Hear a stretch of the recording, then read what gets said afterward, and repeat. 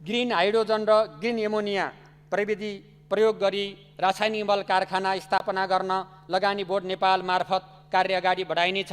आगामी वर्ष प्रमुख बालीहरू लगाउने समयमा रासायनिक मलको सहज आपूर्ति सुनिश्चित गर्न मल खरिदका लागि रु 15 अर्ब विनियोजन गरेको छु। तीनै तहका सरकारको समन्वयमा प्रत्येक स्थानीय तहमा प्राङ्गारिक मल उत्पादन तथा उपयोगलाई प्रोत्साहन गर्न आवश्यक रकम विनियोजन गरेको छु। धान, गहुँ, मकै र दुध लगायतका कृषि उत्पादनको न्यूनतम समर्थन मूल्य तोकिनेछ। उक्त मूल्यमा तोकिएका खाद्यान्न बाली खाद्य व्यवस्था तथा व्यापार कम्पनी लिमिटेड लगायतका संस्थाहरूले खरिद गर्ने व्यवस्था मिलाइनेछ। समर्थन मूल्य र खरिद मूल्य बीच अन्तर हुन गएमा शोध भर्ना उपलब्ध गराउने व्यवस्था मिलाएको छु। धान लगायत खाद्यान्न भण्डारका लागि मुलुकभर 100 सामुदायिक खाद्य गोदाम र घर निर्माण गर्न रु 45 करोड विनियोजन गरेको छु। खाद्य सुरक्षाको लागि बिउ सुनिश्चितता अभियान अन्तर्गत कृषिमा आत्मनिर्भरताका लागि गुणस्तरीय बिउ बिजनमा क्रमशः आत्मनिर्भर बनाउँदै लगिनेछ। उन्नत तथा वर्णशंकर बिउ विकास तथा अनुसन्धानमा राष्ट्रिय कृषि अनुसन्धान परिषद, विश्वविद्यालयहरू, राष्ट्रिय तथा अन्तर्राष्ट्रिय सङ्घ संस्था, निजी क्षेत्र तथा किसानहरूको समन्वय र सहकार्यलाई प्रभावकारी बनाइनेछ। पशुपन्छी तथा मत्स्य पालनका लागि आवश्यक उन्नत नस्ल माछाका भुरा, उन्नत घाँस, बिउ, बेर्ना, दाना, औषधि, खोप लगायतका सामग्रीहरू स्वदेशमै उत्पादन गर्न प्रोत्साहित गरिनेछ। पशुपन्छीका महामारी रोग नियन्त्रणको लागि खोप कार्यक्रम सञ्चालन गरिनेछ। पशु नस्ल सुधार मार्फत उत्पादकत्व वृद्धि गर्न पशु प्रजनन कार्यालयको संस्थागत क्षमता सुदृढीकरण गरी मुलुकमा 510 स्थानीय तहमा कृषि गर्भाधान सेवा उपलब्ध गराइनेछ। कुखुरा लगायत पशुपन्छीको खोपको आयातमा सहजीकरण गरिनेछ। पोखरा र नेपालगञ्जमा रहेको सिमेन्ट उत्पादन केन्द्रमा थप प्रविधि जडान गरी उन्नत नस्लका साँडे र राँगा ल्याई सिमेन्ट उत्पादन गर्नेछ। आगामी वर्ष 2 लाख गाई र 2 लाख भैँसीको उन्नत नस्लको सिमेन्टबाट कृत्रिम गर्भाधान सेवा उपलब्ध गराइनेछ।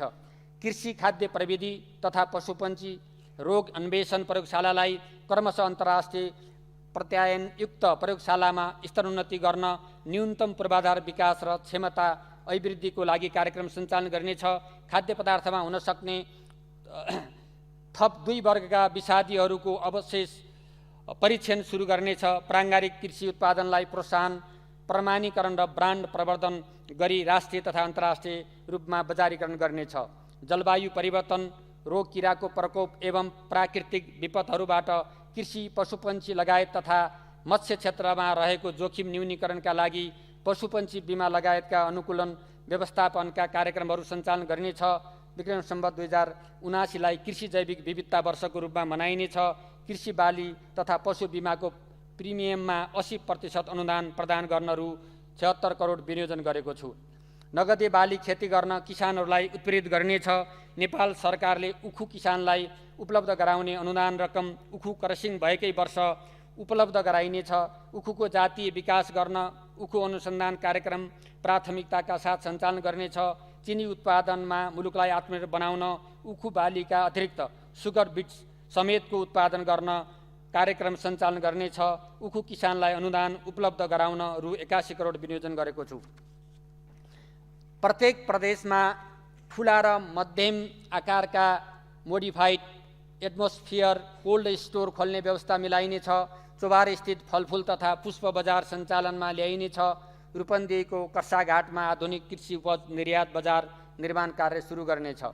कृषि तथा वन विश्वविद्यालय तथा अन्य कृषि क्याम्पसहरूले आफ्ना विद्यार्थीहरूलाई अध्ययन अनुसन्धानका अतिरिक्त अनिवार्य रूपमा उत्पादनमूलक कृषि तथा पशुपालन फर्महरूमा प्रयोगात्मक अध्ययन गराउने व्यवस्था मिलाइनेछ।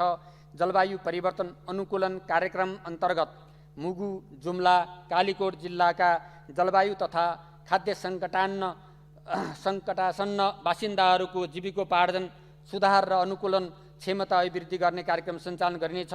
कर्णाली प्रदेशमा रैथाने बाली तथा जैविक खेतीको संरक्षण र विकास गर्नुका साथै कृषिको आधुनिकीकरण, व्यवसायीकरण, विविधीकरण र विशिष्टीकरण माध्यमबाट उत्पादन र उत्पादकत्व वृद्धि, मूल्य श्रृङ्खला विकासमा सहलगानी, सामुदायिक कृषि पूर्वाधार विकास एवं कृषि उपजको बजारीकरणमा सहयोग गर्न कृषि क्षेत्र विकास कार्यक्रम कार्यान्वयन गरिनेछ।